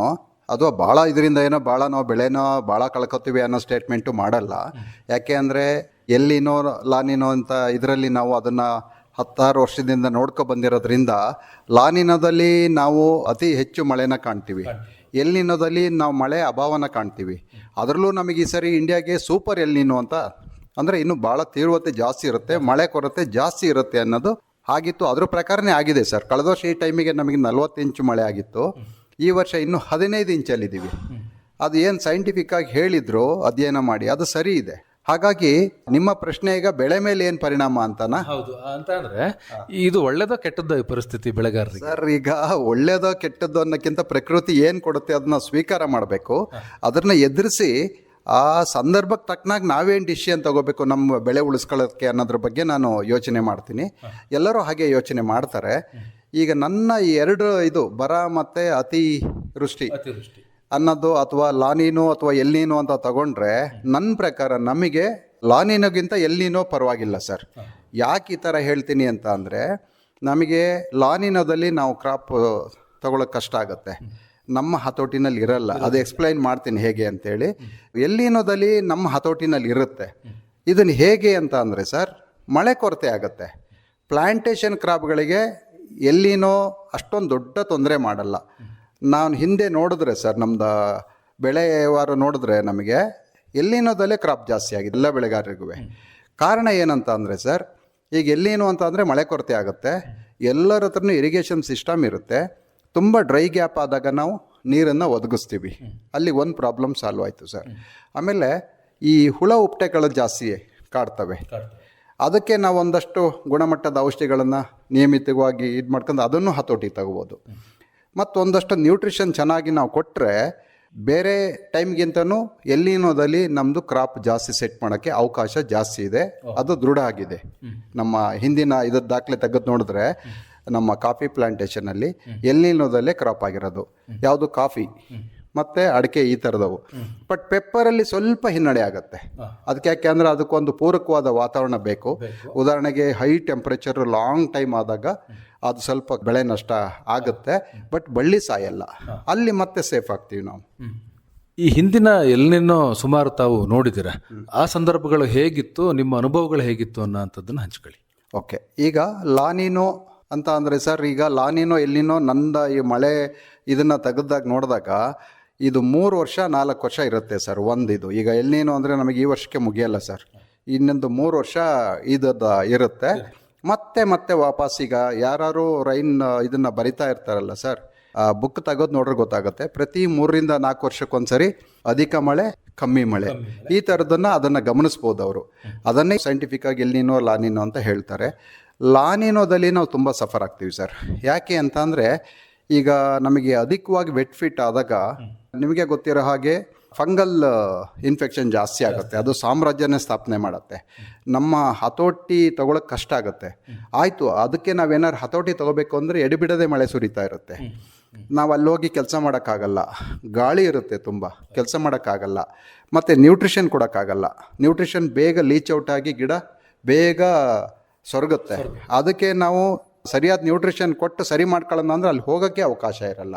ಕೊಟ್ಟರು ನಮಗೆ 25% ಇದನ್ನು ಅದು ಗಿಡ ಹೀರ್ಕೊಳ್ಳೋಕ್ಕಾಗಲ್ಲ. ಅಷ್ಟು ಲೆವೆಲ್ಲಿಗೆ ಮಳೆ ಬರ್ತಾ ಇರುತ್ತೆ, ವೆಟ್ ಫಿಟ್ ಆಗಿರುತ್ತೆ. ಆಗ ನಮ್ಮ ಕೈಲಿ ಇರಲ್ಲ ಸರ್. ಅದು ಕೊಳೆ ರೋಗಗಳು ಬರೋ ಅಂಥದ್ದು, ಕಾಯಿ ಉದುರೋಗ ಅಂಥದ್ದು, ಇದು ನಮಗೆ ನಮ್ಮ ಹತೋಟಿಲಿ ಇರಲ್ಲ. ಹಬ್ಬ ಅಂದರೆ ನಾವೊಂದು ಟ್ರಂಚ್ ಕ್ಲೀನ್ ಮಾಡ್ಕೋಬೋದು, ಅಲ್ಲೂ ನಿಭಾಯಿಸ್ತೀವಿ. ಒಂದಷ್ಟು ಸಣ್ಣ ಪುಟ್ಟ ನ್ಯೂಟ್ರಿಷನ್ ಕೊಟ್ಟು ಔಷಧಿಗಳು ಕೊಟ್ಟು ಕಾಪಾಡ್ಕೊಳ್ಳೋ ಪ್ರಯತ್ನ ಮಾಡ್ತೀವಿ. ಬಟ್ ಕಂಪೇರ್ ಟು ಎಲ್ಲಿನೋ ಲಾನಿನೋದಲ್ಲಿ ನಾವು ತುಂಬ ಸಫರ್ ಆಗ್ತೀವಿ. ಬಟ್ ಎಲ್ಲಿನೋದಲ್ಲಿ ಹೇಗೆ ಅಂತಂದರೆ ಸರ್, ನಮ್ಮ ತೋಟದ ಈಗ ನೀವು ಒಂದು ರೌಂಡ್ ಹೋಗಿ ಬಂದ್ವಿ ನಾವು ತೋಟಕ್ಕೆ ಸರ್, ಮಾತಾಡೋಣ ಅಂದರು ಒಂದು ರೌಂಡ್ ತೋಟಕ್ಕೆ ಹೋಗಿ ಬಂದು ಮಾತಾಡಿದ್ರೆ ನಿಮಗೂ ಪ್ರಶ್ನೆ ಕೇಳೋಕ್ಕೆ ಸುಲಭ ಆಗುತ್ತೆ ಅಂತೇಳಿ ಒಂದು ರೌಂಡ್ ಹೋಗಿ ಬಂದ್ವಿ. ನನ್ನ ಪ್ರಕಾರ ಕಳೆದ ವರ್ಷಕ್ಕಿಂತ ಜಾಸ್ತಿ ಇದೆ ಸರ್ ಕ್ರಾಪು. ಮತ್ತೇನಂತ ಅಂದರೆ ಅದಕ್ಕೆ ನಾವು ಪೂರಕವಾಗಿ ಏನು ನೀರಿನ ಕೊರತೆ ಆಯಿತು ಅದನ್ನು ಒದಗಿಸಿದ್ದೀವಿ. ಅದಕ್ಕೆ ವ್ಯವಸ್ಥಿತವಾಗಿ ಕೆರೆಗಳು ಮಾಡ್ಕೊಂಡಿದ್ದೀವಿ, ಬೋರ್ವೆಲ್ ಇದೆ, ಮತ್ತು ಕರೆಂಟ್ ವ್ಯವಸ್ಥೆ ಇದೆ, ಸೋಲಾರ್ ವ್ಯವಸ್ಥೆ ಇದೆ, ಡೀಸೆಲ್ ಮೋಟ್ರು ಇಟ್ಕೊಂಡಿದ್ದೀವಿ. ಯಾಕೆಂದರೆ ನಾವು ನಿರಂತರವಾಗಿ ಕೃಷಿನೇ ಮಾಡ್ತಾ ಇರೋದ್ರಿಂದ ಅವೆಲ್ಲ ವ್ಯವಸ್ಥೆಗಳನ್ನು ನಾವು ಮಾಡ್ಕೋಬೇಕಾಗಿರೋದು ನಮ್ಮ ಕರ್ತವ್ಯ. ಅದನ್ನೆಲ್ಲ ಮಾಡ್ಕೊಂಡಿದ್ದೀವಿ, ಅದನ್ನು ನಿಭಾಯಿಸಿದ್ದೀವಿ. ಇದರಲ್ಲಿ ನ್ಯೂಟ್ರಿಷನ್ ಮ್ಯಾನೇಜ್ಮೆಂಟು ನೀರನ್ನು ಸರಿಯಾದ ಸಂದರ್ಭಕ್ಕೆ ಕೊಟ್ಟರೆ ನಾವು ಅಧಿಕವಾಗಿ ಕ್ರಾಪನ್ನು ತಗೋಬೋದು, ಇದನ್ನು ಸಮರ್ಥವಾಗಿ ಎದುರಿಸ್ಬೋದು ಅಂತ ನನ್ನ ಅಭಿಪ್ರಾಯ ಸರ್. ಈಗ ಮಳೆ ಕೊರತೆ ಆದಂಥ ಸಂದರ್ಭದಲ್ಲಿ ನೀರಾವರಿ ವ್ಯವಸ್ಥೆಯನ್ನು ಮಾಡಬೇಕು ಅನ್ನುವಂಥದ್ದನ್ನು ಒಂದು ಒಳ್ಳೆ ಮಾತನ್ನು ತಾವು ಹೇಳಿದ್ರಿ. ಈ ಮಳೆ ಕೊರತೆ ಆದಂಥ ಸಂದರ್ಭದಲ್ಲಿ ಯಾವ ಸಂದರ್ಭವನ್ನು ನೀವು ಸಂದಿಗ್ಧ ಪರಿಸ್ಥಿತಿ ಅಂತೇಳಿ ಗುರುತು ಮಾಡ್ತೀರಾ? ಇಂಥ ಟೈಮಲ್ಲಿ ನೀರು ಕೊಡಲೇಬೇಕು ಅಂತೇಳಿ ಯಾವ ಟೈಮಲ್ಲಿ ಕೊಟ್ರಿ ಅನ್ನೋಂಥದ್ದನ್ನು ಹೇಳಿ ಸರ್. ಅದು ಒಳ್ಳೆ ಪ್ರಶ್ನೆ. ಈಗ ನಾವು ಗಮನಿಸೋದು ಟೆಂಪ್ರೇಚರು ಸರ್. ಈಗ ಎಲ್ಲರೂ ಏನು ಮಾಡ್ತಾರೆ, ಬರೀ ಟೆಂಪ್ರೇಚರೇ ನೋಡ್ತಾರೆ. ನಾವು ನೋಡಬೇಕಾಗಿರೋ ಟೆಂಪ್ರೇಚರ್ಗಿಂತನೂ ನಾವು ಇದನ್ನು ಹ್ಯುಮಿಡಿಟಿ ನೋಡ್ಬೇಕು ಸರ್. ಹಿಂದೆಂದೂ ಕಾಣದೇ ಇರೋಂಥ ಹ್ಯುಮಿಡಿಟಿ ಲೋ ಆಗಿತ್ತು ಈ ವರ್ಷ. ಅಂದರೆ ಸಾಮಾನ್ಯವಾಗಿ ನಾವು ಮತ್ತು ಸಕಲ ಜೀವಿಗಳು, ಬೆಳೆ, ಗಿಡ ಮರಗಳೆಲ್ಲ ಕಂಫರ್ಟಬಲ್ ಆಗಿರಬೇಕು ಅಂದರೆ 40+ ಇರಬೇಕು ಹ್ಯುಮಿಡಿಟಿ. ಇದೇನಾಗಿದೆ 20 ಬ್ರೇಕ್ ಆಯಿತು ಸರ್ ಈ ವರ್ಷ. ಅದು ಭಾಳನೇ ಕಷ್ಟದ ಪರಿಸ್ಥಿತಿ. ಹ್ಯುಮಿಡಿಟಿ ಯಾವಾಗ ಲೋ ಆಯಿತು ತುಂಬ, ಆಗ ನಾವು ದಿನದಲ್ಲಿ 1-2 ಸರಿ ನೀರು ಸ್ಟಾರ್ಟ್ ಮಾಡ್ತೀವಿ. ಅಂದರೆ 2 ಸರಿ ಅಂದರೆ ಏಲಕ್ಕಿ ಒಳಗಡೆ. ಅದು ತುಂಬ ಸೆನ್ಸಿಟಿವ್ ಕ್ರಾಪ್, ನಿಮಗೆ ಗೊತ್ತಿರೋ ಹಾಗೆ. ಕಾಫಿನಲ್ಲಿ ನಾವು 3 ಡೇಸ್ಗೊಂದ್ಸು ನಾವು ಆ ಥರ ಅಂದರೆ ಈ ಸಿಂಪಲ್ಲಾಗಿ ಮಾಡ್ಕೊಂಡಿದ್ದೀವಿ ನಾವು. ಸ್ಪಾಟ್ ಜೆಟ್ಗಳೆಲ್ಲ ಸ್ವಿಚ್ ಆನ್ ಮಾಡಿ ವಾಲ್ ಬಿಡೋದಷ್ಟೇ. ಹಾಗಾಗಿ ನಮಗೇನು ಅದು ಭಾಳ ದೊಡ್ಡ ಕೆಲಸ ಅಂತ ಅನಿಸಲ್ಲ. ಆ ವಾತಾವರಣನ ಕಂಟ್ರೋಲಿಗೆ ತಗೊಳ್ಳೋ ಅಂಥದ್ದು. ಟೆಂಪ್ರೇಚರ್ ಗಮನಿಸಬೇಕು ಮತ್ತು ಹ್ಯುಮಿಡಿಟಿ ಗಮನಿಸ್ಬೇಕು. ಎಲ್ಲೋಕ್ಕಿಂತ ಬರೀ ಟೆಂಪ್ರೇಚರ್ ಒಂದಲ್ಲ, ಹ್ಯುಮಿಡಿಟಿ ಲೋ ಆದಾಗ ಅದು ಪ್ಲಾಂಟಿಗೆ ತುಂಬ ಕಷ್ಟ ಆಗುತ್ತೆ. ಅಂಥ ಟೈಮಲ್ಲಿ ನಾವು ಒಂಚೂರು ಇರಿಗೇಷನ್ ಸ್ಟಾರ್ಟ್ ಮಾಡಿಬಿಟ್ರೆ ಹ್ಯುಮಿಡಿಟಿ ಕ್ರಿಯೇಟ್ ಆಗುತ್ತೆ. ಈಗ ಮಳೆ ಕೊರತೆ ಸಂದರ್ಭದಲ್ಲಿ ಬಿಸಿಲು, ಭೂಮಿ ಮತ್ತು ಗಿಡ ಎಷ್ಟು ಸೊರಗಿದೆ ಅನ್ನೋದಕ್ಕಿಂತಲೂ ಕೂಡ ನಮ್ಮ ವಾತಾವರಣದಲ್ಲಿ ತೇವಾಂಶ ಎಷ್ಟಿದೆ ಅನ್ನೋದನ್ನ ನೋಡ್ಕೊಂಡು ನೀರನ್ನು ಬಿಡೋ ಅಂಥದ್ದು ಸೂಕ್ತ. ಹೌದು ಹೌದು. ಮತ್ತು ಅದರ ಜೊತೆಗೆ ಇಂಥ ಸಂದರ್ಭದಲ್ಲಿ ನಾವು ನ್ಯೂಟ್ರಿಷನ್ ಮ್ಯಾನೇಜ್ಮೆಂಟ್, ಒಂದು ಗುಣಮಟ್ಟದ ನ್ಯೂಟ್ರಿಷನ್ ಮ್ಯಾನೇಜ್ಮೆಂಟನ್ನು ನಾವು ಸಮರ್ಪಕವಾಗಿ ಅದಕ್ಕೆ ಒದಗಿಸ್ಬೇಕಾಗತ್ತೆ. ಕಾಂಪೋಸ್ಟು ಮತ್ತು ಮಲ್ಚಿಂಗು, ಇಂಥ ಸಂದರ್ಭದಲ್ಲಿ ನಾವೇನು ಮಾಡ್ತೀವಿ, ಗಿಡದ ಬುಡಕ್ಕೆಲ್ಲ ಹೆಚ್ಚು ಮಲ್ಚಿಂಗ್ ಮಾಡೋ ಅಂಥದ್ದು. ಮತ್ತು ಬರೀ ಅದೊಂದು ನೀರು ಹೊಡೆಯೋದು ಒಂದೇ ಅಲ್ಲ ಸರ್, ಇದಕ್ಕೊಂದು ಪ್ಯಾಕೇಜ್ ಆಫ್ ಪ್ರಾಕ್ಟೀಸ್ ಸಪ್ರೇಟೇ ನಾವು ಯೋಚನೆ ಮಾಡಬೇಕಾಗತ್ತೆ. ಮಲ್ಚಿಂಗ್ ಚೆನ್ನಾಗಿ ಮಾಡಬೇಕಾಗತ್ತೆ, ಮತ್ತು ನ್ಯೂಟ್ರಿಷನ್ ಮ್ಯಾನೇಜ್ಮೆಂಟ್ ಕರೆಕ್ಟಾಗಿ ಮಾಡಬೇಕಾಗತ್ತೆ. ಮತ್ತು ಎರಡನೇದು ನಮಗೆ ಶೇಡ್. ಈಗ ನೆರಳನ್ನು ಎಲ್ಲ ಸರಿನೂ ಒಂದೇ ಥರ ನಾವು ಈ ಶೇಡನ್ನು ಓಪನ್ ಮಾಡ್ತೀವಿ ಅನ್ನೋ ಇದನ್ನು ಬಿಡಬೇಕಾಗತ್ತೆ. ಯಾವಾಗ ಎಲ್ಲಿನೋ ಅಂತ ರಿಪೋರ್ಟ್ ನಮಗೆ ಮೊದಲೇ ಗೊತ್ತಿರುತ್ತಲ್ಲ, ರಿಪೋರ್ಟ್ ಕೊಡ್ತಾರೆ ವಿಜ್ಞಾನಿಗಳು, ಅದನ್ನು ಭಾಳ ಮೊದಲೇ ಕೊಟ್ಟಿದ್ರು ನಮಗೆ, ಜನವರಿನಲ್ಲೇ ಹೇಳಿದರು. ಅಲ್ಲಿಂದ ನಾವು ಅಲರ್ಟ್ ಆಗಿ ನಾವು ಶೇಡನ್ನು ಈ ಸರಿ ತೆಗ್ದಿಲ್ಲ ಸರ್. ಅಂದರೆ ಲೇಟಾಗಿ ಎಷ್ಟು ಬೇಕು ಅಷ್ಟು ಅಗತ್ಯಕ್ಕೆ ಮಾತ್ರ ನೆರಳನ್ನು ಸ್ವಲ್ಪ ಜಾಸ್ತಿನೇ ಇಟ್ಕೊಂಡಿರ್ತೀವಿ. ಇಂಥ ಟೈಮಲ್ಲಿ ಲಾನಿನೋ ಬರುತ್ತೆ ಅಂತ ಅನ್ನುವಾಗ ನಾವು ಸ್ವಲ್ಪ ನೆರಳನ್ನು ಜಾಸ್ತಿ ಓಪನ್ ಮಾಡ್ತೀವಿ. ಹಾಗಾಗಿ ಇದ್ರ ಕಡೆ ಎಲ್ಲ ನಮಗೆ ಗಮನ ಇರಬೇಕಾಗತ್ತೆ. ಅಂತ ಅಂದರೆ ನಾವು ಪ್ರತಿ ವರ್ಷವೂ ಕೂಡ ಮರ್ಗಪಾತ್ ಮಾಡ್ತೀವಿ ಅಂತ ಹೇಳಿ ಪ್ರತಿ ವರ್ಷವೂ ಏನಾದ್ರು ಇರಲಿ ಪರಿಸ್ಥಿತಿ ನಾವು ತೆಗಿಯೋ ಅಂಥದ್ದಲ್ಲ. ಈ ಮುಂದಿನ ಮಳೆ ಪರಿಸ್ಥಿತಿ ಹೇಗಿದೆ ಅನ್ನೋ ಅಂಥದ್ದನ್ನು ಅವಲೋಕನ ಮಾಡ್ಕೊಂಡು ಮಾಡೋ ಅಂಥದ್ದು ಸೂಕ್ತ ಅಂತೀರ. ಈ ಥರದ ಒಂದು ಟ್ರೆಂಡನ್ನು ತಾವು ಎಷ್ಟು ವರ್ಷದಿಂದ ಪಾಲನೆ ಮಾಡ್ತಾ ಇದ್ದೀವಿ? ನಾವೊಂದು 10 ವರ್ಷದಿಂದ ಇದನ್ನು ಫಾಲೋ ಮಾಡ್ತಾಯಿದ್ವಿ. ಹಿಂದೆ ನಾವು ವಾಡಿಕೆ ಅಂತ ಮರ್ಗಸಿನ ಫೆಬ್ರವರಿನಲ್ಲಿ ಮಾಡೋ ಅಂಥದ್ದು, ಹೀಗೆ ಪ್ಯಾಕೇಜ್ ಆಫ್ ಪ್ರಾಕ್ಟೀಸ್ ಇಟ್ಕೊಂಡು ಇಂಥ ತಿಂಗಳಲ್ಲಿ ಆಗಬೇಕು ಅಂತ ಮಾಡೋ ಅಂಥದ್ದು ಮಾಡ್ತಿದ್ವಿ ಹಿಂದೆ. ಅದರಿಂದ ತುಂಬ ಕೈ ಸುಟ್ಕೊಂಡ್ವಿ, ತುಂಬ ಟ್ರಬಲ್ ಆಯಿತು. ಆಮೇಲೆ ಕೃಷಿ ಹೆಂಗೆ ಇದು ಭಾಳ ಕಷ್ಟ ಅನ್ಸಕ್ಕೆ ಶುರುವಾಯಿತು. ಕೃಷಿ ನಮಗೆ ಕಷ್ಟ ಅಂತ ಯಾವಾಗ ಅನಿಸುತ್ತೆ ಅಂದರೆ ಸರ್, ನಾವು ಅದನ್ನು ಅರ್ಥ ಮಾಡ್ಕೊಳ್ದೇ ಇದ್ದಾಗ, ಅದಕ್ಕೆ ಏನೇನು ಬೇಕು ವ್ಯವಸ್ಥೆಗಳು ಅದನ್ನು ಮಾಡ್ಕೊಳ್ದಲ್ಲೇ ಇದ್ದಾಗ, ಅದನ್ನು ಅರ್ಥ ಮಾಡಿಕೊಂಡು ವೈಜ್ಞಾನಿಕ ಪದ್ಧತಿನ ಅಳವಡಿಸ್ಕೊಳ್ಳಿಲ್ಲ ಅಂದರೆ ಕೃಷಿ ನಿಜವಾಗ್ಲೂ ಕಷ್ಟ ಆಗುತ್ತೆ ಸರ್. ಮತ್ತು ನಮ್ಮ ಪ್ರಾಕ್ಟಿಕಲ್ ನಾಲೆಡ್ಜು, ನಮ್ಮ ಸಾಂಪ್ರದಾಯಿಕ ಕೆಲಸಗಳು, ಅದ್ರ ಜೊತೆಗೆ ವಿಜ್ಞಾನನ ನಾವು ಅಳವಡಿಸ್ಕೊಂಡ್ರೆ ಖಂಡಿತವಾಗೂ ಇದು ಕಷ್ಟ ಅಂತ ಅನಿಸಲ್ಲ. ಇದೆರಡರ ಜೊತೆಗೆ ಏನು ನೆರಳನ್ನು ನಾವು ಸಮತೋಲಿತವಾಗಿ ಇಡ್ತಕ್ಕಂಥದ್ದು, ಜೊತೆಗೆ ಅಗತ್ಯ ಬಿದ್ದಂತಹ ಸಂದರ್ಭದಲ್ಲಿ ನೀರನ್ನು ಹಾಯಿಸ್ತಕ್ಕಂಥದ್ದು, ಇದೆರಡರ ಜೊತೆಗೆ ಬಹಳ ಮುಖ್ಯವಾಗಿ ತಾವು ಮತ್ತೊಂದು ಪ್ರಸ್ತಾಪ ಮಾಡಿದಂಥ ಅಂಶ ಅಂತ ಹೇಳಿದರೆ, ಈ ಸಂದರ್ಭದಲ್ಲಿಯೂ ಕೂಡ ಅದಕ್ಕೆ ಅಗತ್ಯ ಇರತಕ್ಕಂತಹ ಪೋಷಕಾಂಶಗಳನ್ನು ಒದಗಿಸಬೇಕು ಅನ್ನೋ ಅಂಥದ್ದು. ಪೋಷಕಾಂಶಗಳ ಅಗತ್ಯವನ್ನು ನಾವು ಹೇಗೆ ಅರ್ಥ ಮಾಡ್ಕೊಳ್ಳೋಂಥದ್ದು? ಈಗೇನಂತ ಅಂದರೆ ಸರ್, ದಿವಸ ತೋಟದಲ್ಲಿ ತಿರುಗಾಡುವಾಗ ಗಿಡನೇ ಹೇಳುತ್ತೆ ನ್ಯೂಟ್ರಿಷನ್ ಡಿಫಿಷಿಯನ್ಸಿ ಆದರೆ, ನೈಟ್ರೋಜನ್ ಡಿಫಿಷಿಯನ್ಸಿ ಆದರೆ ಎಲ್ಲ ತೋರಿಸ್ತಾ ಇರುತ್ತೆ. ಅದಕ್ಕೆ ನಾವು ಪೂರಕವಾಗಿ ನಾನು ಮುಖ್ಯವಾಗಿ ಅಂತ ಅಂದರೆ ಸರ್, ಈಗ ಕ್ಯಾಲ್ಶಿಯಮ್ಮು ಮತ್ತು ಪೊಟ್ಯಾಷಿಯನ್ನ ಸ್ವಲ್ಪ ನಾವು ಗಮನ ಇಟ್ಟು ಕೊಡಬೇಕಾಗತ್ತೆ ಸರ್. ಕ್ಯಾಲ್ಶಿಯಮನ್ನು ಅದಕ್ಕೆ ಕೊಟ್ಟಾಗ, ಕ್ಯಾಲ್ಶಿಯಮ್ಮು 4ನೇ ಮುಖ್ಯವಾದ ಒಂದು ನ್ಯೂಟ್ರಿಷನ್ ಆಗಿರೋದ್ರಿಂದ ಅದ್ರ ಕಡೆ ಗಮನ ಕೊಟ್ಟು ನಾವು ಕ್ಯಾಲ್ಶಿಯಮನ್ನು ನಾವು ಸ್ಪ್ರೇ ಮಾಡ್ತೀವಿ, ಅಥವಾ ಮಣ್ಣಿನ ರೂಪದಲ್ಲಿ ನಾವು ಬೇರ್ ಮೂಲಕನೂ ಕೊಡ್ತೀವಿ. ಹಾಗಾಗಿ ಅದರ ಜೊತೆಗೆ ಇನ್ನೂ ಅಧಿಕವಾಗಿ ಬಿಸಿಲಾಗಿದ್ದಂಥ ಟೈಮಲ್ಲಿ, ನೆರಳು ಕಡಿಮೆ ಇರೋ ಅಂಥದ್ರಲ್ಲಿ ಸಣ್ಣ ಗಿಡದಲ್ಲಿ ಸುಣ್ಣನ ಸ್ಪ್ರೇ ಮಾಡ್ತೀವಿ. ಗಿಡಕ್ಕೆ ನಾವು ಸುಣ್ಣ ಸ್ಪ್ರೇ ಮಾಡ್ಕೊಂಡ್ರೆ ಸ್ಕಾರ್ಚಿಂಗ್ ಆಗಲ್ಲ, ಸನ್ಲೈಟಿಂದ ಪ್ರೊಟೆಕ್ಷನ್ ಮಾಡ್ಬೋದು. ಈ ಥರ ಕ್ರಮಗಳೆಲ್ಲನೂ ನಾವು ಇಂಥ ಸಂದರ್ಭದಲ್ಲಿ ಅಳವಡಿಸ್ಕೋಬೇಕಾಗತ್ತೆ. ನಾವು ಮಾಡಿದ್ದೀವಿ ಸರ್ ಅದು. ಈಗ ಮಳೆ ಕೊರತೆಯ ಸಂದರ್ಭದಲ್ಲಿ ವಿಶೇಷವಾಗಿ ನಾವು ಪೋಷಕಾಂಶಗಳ ಬಗ್ಗೆ ಗಮನವನ್ನು ಹರಿಸ್ಬೇಕು, ಅಥವಾ ವರ್ಷ ನೀವೇನೊಂದು ಪ್ಯಾಕೇಜ್ ಪ್ರಾಕ್ಟೀಸ್ ಮಾಡ್ತಾ ಇರ್ತೀರ, ಅದನ್ನು ಮಾತ್ರ ಫಾಲೋ ಮಾಡ್ತೀರಾ ಹೇಗೆ? ಇಲ್ಲ, ಈಗ ನಾವು ಅಧಿಕ ಮಳೆ ಆದಾಗ ಪ್ಯಾಕೇಜ್ ಆಫ್ ಪ್ರಾಕ್ಟೀಸೇ ಬೇರೆ ಇರುತ್ತೆ ನಮ್ಮದು. ಎಲ್ಲಿನೋದಲ್ಲಿ ಅಂದರೆ ಬರ ಅಂತ ಏನು ನಾವು ಅಂತೀವಿ, ನೀರಿನ ಕೊರತೆ ಉಂಟಾಗುತ್ತೆ ಅಂಥ ಟೈಮಲ್ಲೇ ಪ್ಯಾಕೇಜ್ ಆಫ್ ಪ್ರಾಕ್ಟೀಸು ನಮ್ಮದು ಇರುತ್ತೆ. ಹೇಳಬೇಕಂದ್ರೆ ಸರ್, ಲಾನಿನೋದಲ್ಲಿ 2 ರೌಂಡ್ ಜಾಸ್ತಿ ಇರುತ್ತೆ ನಮ್ಮದು ಮೆನ್ಯೂರ್ ಕೂಡ ಅಂಥದ್ದು. ಸ್ಪ್ಲಿಟ್ ಡೋಸ್ ಕೊಡ್ತಾ ಇರ್ತೀವಿ. ಹೇಗೆ ಅಂತ ಅಂದರೆ, 10-15 ಇಂಚು ಮಳೆ ಆದ ತಕ್ಷಣ ನಾವೇನು ಕೊಟ್ಟಿದ್ವಿ ಆ ಪೋಷಕಾಂಶ ರೂಟ್ ಝೋನಿಂದ ತೊಳೆದು ಹೋಗುತ್ತೆ, ಲೀಚ್ ಔಟ್ ಆಗುತ್ತೆ. ಆವಾಗ ಅದಕ್ಕೆ ಆಹಾರ ಕೊರತೆ ಆಗಿ ಅಲ್ಲಿ ಕಾಯಿ ಉದುರ ಅಂಥದ್ದು, ರೋಗಕ್ಕೆ ತುತ್ತಾಗ ಅಂಥದ್ದು ಆಗುತ್ತೆ. ಆಗ ತಕ್ಷಣಕ್ಕೆ ನಾವು ಮತ್ತೊಂದು ಡೋಸ್ ಕೊಡಬೇಕಾಗತ್ತೆ, ಗೊಬ್ಬರನ ಇನ್ನೊಂದು ರೌಂಡ್ ಕೊಡಬೇಕಾಗತ್ತೆ. ಅದೇ ಇದು ಎಲ್ಲಿನೋ ಇದ್ದಾಗ ನಾವು ಗೊಬ್ಬರದ ಅಗತ್ಯ ಅಷ್ಟೊಂದು ಬರಲ್ಲ. ಬಟ್ ಅರ್ಥ ಮಾಡಿಕೊಂಡು ಒಂದು ಗುಣಮಟ್ಟದ ನ್ಯೂಟ್ರಿಷನ್ಗಳನ್ನು ಸ್ಪ್ರೇ ಮುಖಾಂತರ ಒಂದು ಸರಿ ಕೊಡೋ ಅಂಥದ್ದು, ಬೇರೆಲ್ಲ ಒಂದು ಸರಿ ಕೊಡೋ ಅಂಥದ್ದು, ಒಟ್ಟಾರೆಯಾಗಿ ನಾವು ಪೋಷಕಾಂಶಗಳ ನಿರ್ವಹಣೆ ಎಲ್ಲಿನೋದಲ್ಲಿ ಸುಲಭ. 2 ರೌಂಡ್ ಕಮ್ಮಿ ಕೊಡ್ತೀವಿ ಸರ್. ಅದ್ರ ಬದಲಿಗೆ ನಾವು ಅಡಿಷನಲ್ ಆಗಿ ಕ್ಯಾಲ್ಶಿಯಮ್ ಮತ್ತು ಗುಣಮಟ್ಟದ ಪೊಟ್ಯಾಷಿಯನ್ನ ನಾವು ಅದಕ್ಕೆ ಒದಗಿಸ್ಬೇಕಾಗತ್ತೆ. ಈಗ ಕ್ಯಾಲ್ಶಿಯಂ ಕೊಟ್ಟಾಗ ಎಲೆ ಸದೃಢ ಆಗುತ್ತೆ, ಶೆಲ್ವಾಲು ಚೆನ್ನಾಗಿ ಆಗೋದ್ರಿಂದ ಏನು ಆ ಸೂರ್ಯ ರಶ್ಮಿಗಳು ಬರ್ತವೆ, ಕಿರಣಗಳು ಬರ್ತವೆ, ಅದನ್ನು ಅದು ಸಹಿಸ್ಕೊಳ್ಳೋ ಅಂತ ಗುಣ ಹೊಂದಿರುತ್ತೆ ಅದು. ಮತ್ತು ಪೊಟ್ಯಾಷಿಯನ್ನ ನಾವು ಕರೆಕ್ಟಾಗಿ ಸಮರ್ಪಕವಾಗಿ ಡಿಫಿಷಿಯನ್ಸಿ ಆಗದಂಗೆ ನಾವು ನೋಡ್ಕೊಂಡು ಕೊಟ್ಟರೆ ಅದು ಆ ಸನ್ಲೈಟನ್ನು ಎದುರಿಸುತ್ತೆ. ಡಾಮಿನೇಟ್ ಆಗಿ ನೈಟ್ರೋಜನ್ನೇ ಜಾಸ್ತಿ ಆದರೆ, ಬ್ಯಾಲೆನ್ಸ್ ತಪ್ಪಿದರೆ ಎಲೆ ಎಲ್ಲ ಒಣಗಕ್ಕೆ ಶುರುವಾಗುತ್ತೆ. ರೋಗಕ್ಕೆ ತುತ್ತಾಗುತ್ತೆ ಮತ್ತು ಹುಳ ಉಪ್ಟೆಗಳು ಜಾಸ್ತಿ ಆಗುತ್ತೆ. ಅದನ್ನ ಬ್ಯಾಲೆನ್ಸ್ಡ್ ಆಗಿ ನಾವು ಎಷ್ಟು ಕೊಡಬೇಕು ಅನ್ನೋದನ್ನು ಅರ್ಥ ಮಾಡ್ಕೊಂಡು ಕೊಡಬೇಕಾಗತ್ತೆ. ಅದನ್ನು ನಾವು ಫಾಲೋ ಮಾಡ್ತಾ ಇದ್ದೀವಿ ಸರ್. ಈ ಮಳೆ ಕೊರತೆಯ ಸಂದರ್ಭದಲ್ಲಿ ಯಾವ ರೂಪದಲ್ಲಿ ಪೋಷಕಾಂಶಗಳನ್ನು ಒದಗಿಸ್ತಕ್ಕಂಥದ್ದು ಸೂಕ್ತ ಅಂತೀರ? ಈಗ ಸಿಂಪಡಣೆಯನ್ನು ಕೂಡ ಮಾಡ್ತಾರೆ ಮತ್ತು ಹರಳು ರೂಪದಲ್ಲೂ ಕೂಡ ನೀಡೋ ಅಂಥದ್ದಿದೆ. ತಮ್ಮ ಆಯ್ಕೆ ಯಾವುದು ಸರ್? ಸರ್, ಈಗ ನಮ್ಮದು ಇಂಟಿಗ್ರೇಟೆಡ್ ಫಾರ್ಮಿಂಗ್. ನಾನು ಯಾವಾಗಲೂ ಹೇಳ್ತಾ ಇರ್ತೀನಿ, ನಾವು ಯಾವುದೋ ಒಂದ್ರ ಮೊರೆ ಹೋಗಲ್ಲ ಸರ್. ನಾನು ಎಲ್ಲ ಕಡೆ ಹೇಳ್ತಾ ಇರ್ತೀನಿ, ನನಗೆ ಯಾವುದೇ ಥರದ ಗೊಂದಲ ಇಲ್ಲ ಇತ್ತೀಚೆಗೆ. ಏನಂತ ಅಂದರೆ ನ್ಯಾಚುರಲ್ ಫಾರ್ಮಿಂಗು ಮತ್ತು ಆರ್ಗ್ಯಾನಿಕ್ ಫಾರ್ಮಿಂಗು ಮತ್ತು ಕೆಮಿಕಲ್ ಫಾರ್ಮಿಂಗು, ಈ ಮೂರದಲ್ಲಿ ಗೊಂದಲದಲ್ಲಿರ್ತಾರೆ ಯಾವ್ದು ಮಾಡಬೇಕಂತ. ಈಗ ನ್ಯಾಚುರಲ್ ಫಾರ್ಮಿಂಗ್ ಅಂದರೆ ಸರ್ ಗಿಡ ನೆಡೋದು, ಏನು ಬರುತ್ತೆ ಅದು ಕುಯ್ಕೊ ಬರೋದು ಅಂತ ವಾದ ಮಾಡ್ತಾರೆ ಕೆಲವರು. ಬಿಡುತ್ತೆ ಸ್ವಲ್ಪ, ಬಟ್ ನಮ್ಮ ಭಾರತದಲ್ಲಿ 150 ಕೋಟಿ ಜನಸಂಖ್ಯೆ ಇರೋದ್ರಿಂದ ಎಲ್ಲರಿಗೂ ಆಹಾರ ಸಿಗಬೇಕು. ಈಗ ನನಗೆ ಮಾತ್ರ ಸಿಗಲಿ ಅಂದರೆ ತಪ್ಪಾಗತ್ತೆ. ಭೂಮಿ ಕೆಲವ್ರ ಜೊತೆ ಇರೋದ್ರಿಂದ ಅದನ್ನು ನಾವು ಬೆಳೆದು ದೇಶಕ್ಕೂ ನಾವು ಕೊಡೋದು ನಮ್ಮ ಭೂಮಿ ಇರೋ ಅಂಥವ್ರ ಜವಾಬ್ದಾರಿ ಅಂತ ನಾನು ಅಂದ್ಕೊಂಡಿದ್ದೀನಿ. ಅದು ನಿಜನೂ ಹೌದು. ಅದಕ್ಕೋಸ್ಕರ ನಾವು ಆಯಿತು. ಎರಡನೇದು ಸಾವಯವ ಕೃಷಿ ಅಂತ ಅಂದರೆ ಬರೀ ಅದನ್ನೇ ಮಾಡಿದಾಗ, ಅದರಲ್ಲೂ ನಾವು ಪ್ರಯೋಗ ಮಾಡಿ 5-6 ವರ್ಷ ಪ್ರಯೋಗ ಮಾಡಿ ನೋಡಿದ್ವಿ, ಬರುತ್ತೆ. ಅಷ್ಟೊಂದು ಲಾಭದಾಯಕವಾಗಿ ನಮಗೆ ಬರಲ್ಲ. ಭಾಳ ಬೇಗ ರೋಗಕ್ಕೆ ತುತ್ತಾಗ ಅಂಥದ್ದು. ಮತ್ತು ಇಳುವರಿ ನಾವು 30% ಮಾತ್ರ ತಗೋಬೋದು ಸರ್. ಅದರಲ್ಲೇ ಅಧಿಕವಾಗಿ ಬರಬೇಕು ಅಂತ ಬರೀ ಕೆಮಿಕಲ್ಲೇ ಮಾಡಿದ್ರು ಸಹ ಅದರಲ್ಲಿ ಈಲ್ಡ್ ಜಾಸ್ತಿ ಬರುತ್ತೆ. ಅಲ್ಲಿ ನಮಗೆ ಫ್ಯೂಚರಲ್ಲಿ ಕಷ್ಟ ಆಗ್ಬೋದು. ಮಣ್ಣು ಸತ್ವನ ಕಳ್ಕೊತಾ ಹೋಗುತ್ತೆ. ನೇಚರ್ಗೂ ನಾವು ಅಪಾಯಕಾರಿ ಔಷಧಿಗಳನ್ನೆಲ್ಲ ಹಾಕಿ ತೊಂದರೆನೂ ಆಗುತ್ತೆ. ಅದಕ್ಕೆ ನಾನು ಕಂಡ್ಕೊಂಡಿರೋ ಅಂಥದ್ದು ಇಂಟಿಗ್ರೇಟೆಡ್ ಫಾರ್ಮಿಂಗ್ ಅಂತ. ನಾನು ನಿಮಗೆ ತೋಟದಲ್ಲಿ ಎಕ್ಸ್ಪ್ಲೈನ್ ಮಾಡಿದೆ ನಾವೇನೇನು ಮಾಡ್ತೀವಿ ಅಂತ. ಸೂಕ್ಷ್ಮ ಜೀವಿಗಳಿಗೆ ನಾನು ತುಂಬ ಒತ್ತು ಕೊಡ್ತೀನಿ ಸರ್. ಆದ್ಯತೆ ಜಾಸ್ತಿ ಕೊಟ್ಟು ಅದನ್ನು ಗುಣಮಟ್ಟದ ಅದನ್ನು ಅರ್ಥ ಮಾಡ್ಕೋಬೇಕು. ಸೂಕ್ಷ್ಮ ಜೀವಿಗಳಂದ್ರೇನು, ಅದಕ್ಕೆ ಯಾವ ಥರದ ವಾತಾವರಣ ಬೇಕು, ಯಾವ ಟೈಮಲ್ಲಿ ಅದನ್ನು ಡೆವಲಪ್ ಮಾಡಬೇಕು, ಅದನ್ನು ನಾವು ಫಸ್ಟ್ ಕಲ್ತ್ಕೋಬೇಕು. ಅದನ್ನು ಕಲ್ತ್ಕೊಂಡ್ರೆ ಸರ್ ನಮಗೆ ಕೃಷಿ ಸುಲಭ. ನಾವು ಕಾಂಪೋಸ್ಟಿಗೆ ತುಂಬ ಒತ್ತು ಕೊಡ್ತೀನಿ. ನೀವು ನೋಡಿದ್ರಿ ರಾಶಿ ಕಾಂಪೋಸ್ಟ್ಗಳು ಮಾಡಿದ್ದೀವಿ. ಇಂಥ ಸಂದರ್ಭದಲ್ಲಿ ಹೆಚ್ಚು ಕಾಂಪೋಸ್ಟ್ ಬಳಸ್ತೀವಿ ನಾವು. ಲಾನಿನದಲ್ಲಿ ಕಾಂಪೋಸ್ಟ್ ಬಳಸಲ್ಲ. ಯಾಕೆ ಅಂತ ಅಂದರೆ ಅಲ್ಲಿ ಕಾಂಪೋಸ್ಟ್ ಹಾಕಿದರೆ ತೇವಾಂಶ ಜಾಸ್ತಿ ಆಗಿ ಇನ್ನೂ ತೊಂದರೆ ಕೊಡುತ್ತೆ ನಮಗೆ.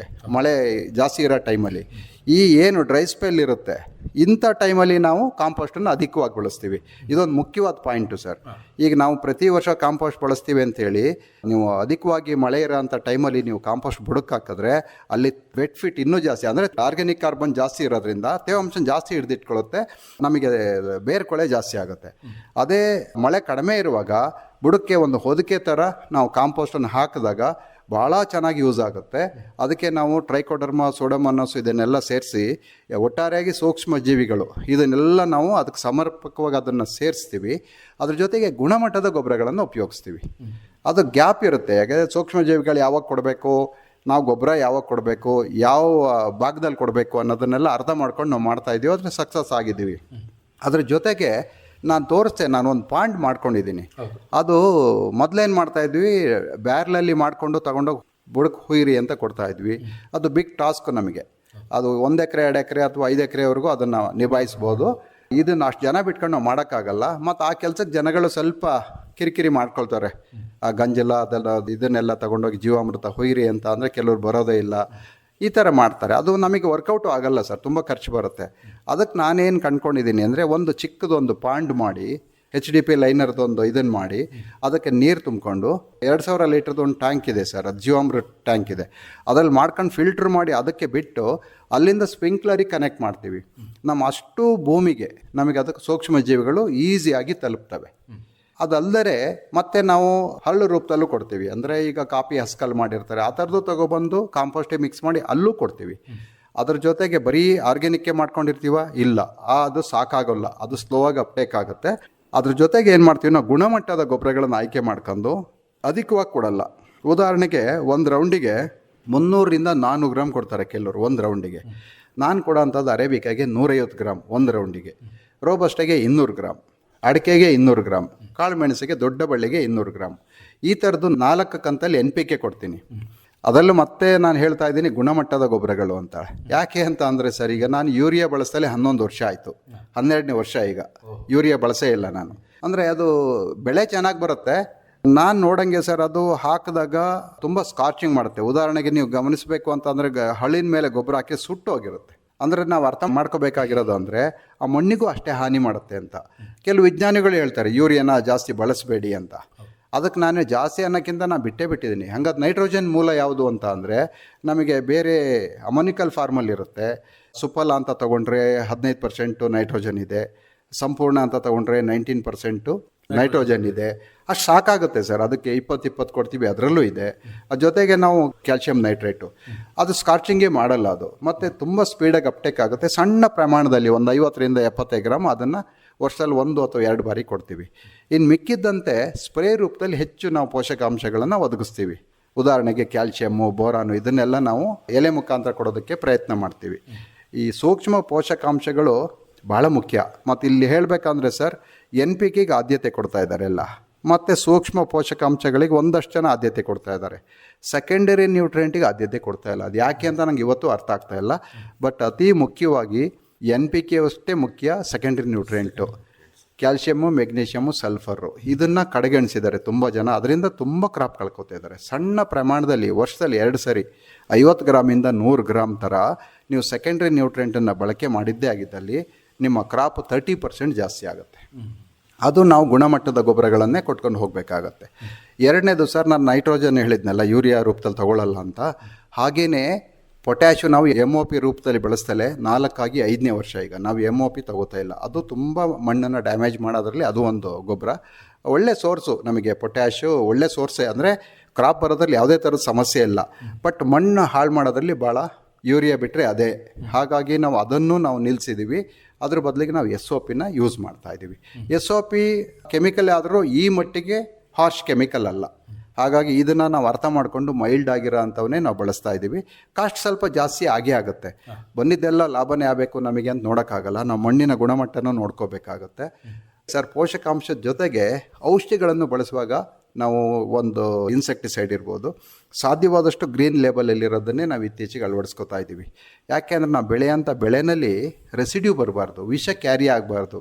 ಅದು ಯುರೋಪ್ ಕಂಟ್ರಿಲೆಲ್ಲ ರಿಜೆಕ್ಟ್ ಆಗ್ತಾಯಿದೆ ತುಂಬ ಈ ಥರದ್ದು ಬಂದು. ಅದು ಒಂದು ಮೆಸೇಜ್ ಹೋಗಲೇಬೇಕು. ಮುಂದಿನ ದಿನಗಳಲ್ಲಿ ನಮಗೆ ಕಷ್ಟ ಆಗುತ್ತೆ. ದಯವಿಟ್ಟು ಈ ಮೂಲಕ ಒಂದು ಮೆಸೇಜ್ ಸರ್, ಮುಂದಿನ ದಿನಗಳಲ್ಲಿ ನಾವು ಕಾಫಿ ಮಾರಾಟ ಮಾಡೋದಕ್ಕೆ ತುಂಬಾ ಕಷ್ಟ ಆಗುತ್ತೆ. ನಾವು ಕ್ಲೋರ್ಫರಿಫಾಸ್ ಯಾವಾಗ ಬಳಸ್ತೀವಿ? ಸ್ಟೆಮ್ ಬೋರರ್ ಹತೋಟಿಗೋಸ್ಕರ. ನಾನೇನು ಮಾಡ್ತಾ ಇದ್ದೀನಿ ಸರ್, 5 ವರ್ಷ ಆಯಿತು ನಾವು ಸ್ಟೆಮ್ ಬೋರರ್ಗೆ ಅಂತ ಯಾವುದೇ ಕೆಮಿಕಲನ್ನು ಬಳಸ್ತಾ ಇಲ್ಲ. ಯಾಕೆ ಅಂತ ಅಂದರೆ ಅದು ಬಳಸಿದಾಗ ನಮಗೆ ಒಂದು 5ರಿಂದ 10% ಅಷ್ಟೇ ಹೆಲ್ಪ್ ಆಗುತ್ತೆ ಅಷ್ಟೇ. ಅಷ್ಟು ಲೇಬರ್ ಫೋರ್ಸು ಮತ್ತು ಅಷ್ಟು ಔಷಧಿಗೆ ಖರ್ಚು ಮಾಡ್ತೀವಲ್ಲ, ಅದನ್ನು ಲೆಕ್ಕ ಹಾಕಿ ನೋಡಿದಾಗ ನನಗೆ ಅದು ಬಿಡೋದೇ ವಾಸಿ ಅನ್ನಿಸ್ತು.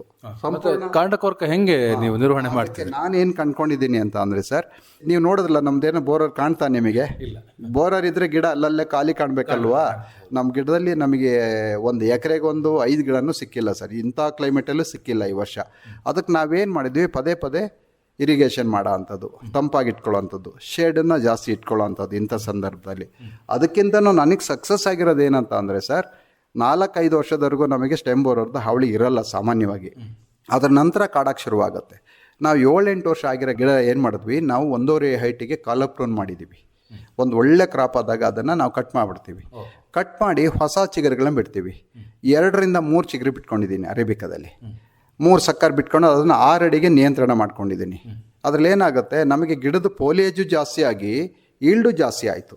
ಅದ್ರ ಜೊತೆಗೆ ನಂದೇನು ತಿಳುವಳಿಕೆ ಅಂತ ಅಂದರೆ ಸರ್, ಈಗ ಕಾಂಡಕೊರಕ ಅಂದರೆ 3 ಸ್ಟೆಮ್ ಇದೆ, 3ಕ್ಕೂ ಒಂದೇ ಸರಿ ಹೊಡೆಯಲ್ಲ, ಯಾವುದೋ ಒಂದಕ್ಕೆ ಹೊಡಿಬೋದು. ಅದು ಬಂದರೆ ನಾವು ಔಷಧಿ ಮಾಡೋಕ್ಕೆ ಹೋಗಲ್ಲ, ಕಟ್ ಮಾಡಿ ತೆಗೆದುಬಿಡ್ತೀವಿ. ಗಿಡ ಸಾಯಲ್ಲ, ಇನ್ನೂ 2 ಸ್ಟೆಮ್ ಇದೆ.